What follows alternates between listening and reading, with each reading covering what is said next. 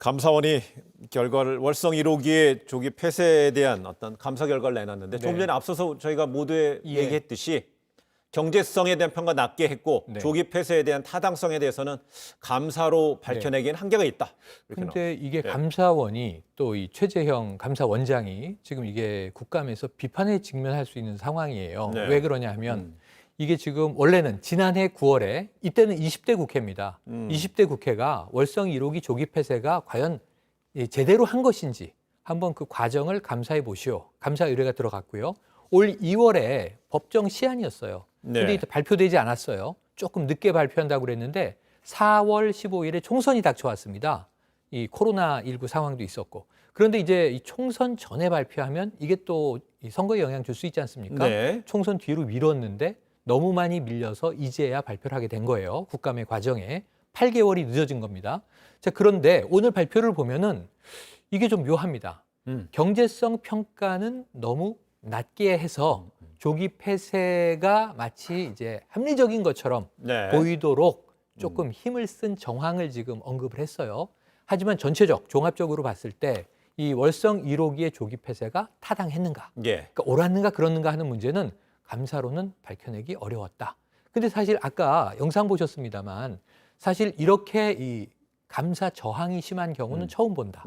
그러니까 감사를 하려고 하는데 감사에 협조하지 않고 자료도 다 삭제하고 그래서 시간이 오래 걸리고 있다라고 이야기를 하면서 감사 결과가 발표되면 왜 이렇게 시간이 오래 걸렸는지 의원님들도 다 이해하실 것이다라고 얘기를 했거든요.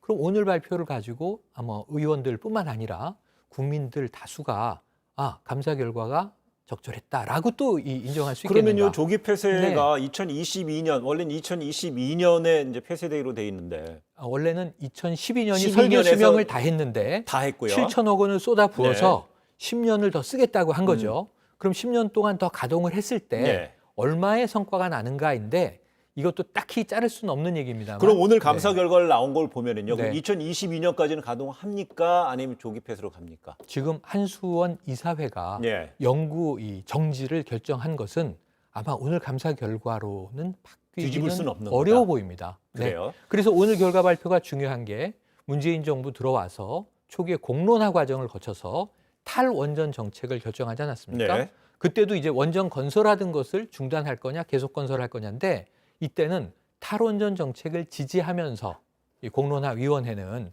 다만 지금 매몰 비용은 아까우니 마지막 원전으로 이것은 짓도록 하라. 그래서 건설이 완공되는 겁니다. 그러면 지금 60년이 지나서 우리는 지금 가동되고 있는 원전의 수명이 다해갈 때 원전이 하나, 두 개 폐쇄가 돼서 60년이 지나야 이제 원전 제로인 나라가 되는 거예요. 그리고 이번 정부에는 원전은 가동이 중단되는 게 없습니다. 월성 1호기가 지금 이제 가동이 중단된 거죠. 그리고 이 중단된 것은 이미 2012년부터 문제가 되고 있었던 거고요.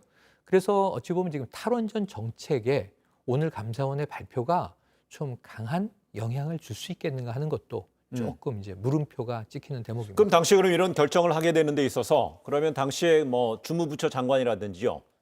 그 뭐 문책성 인사에 대한 요구까지도 좀 있을 수 있을까요? 그럴 가능성은 있습니다. 결국은 경제성을 낮게 평가했다라는 하나의 이 어떤 문책을 할 만한 문제점은 드러난 거죠.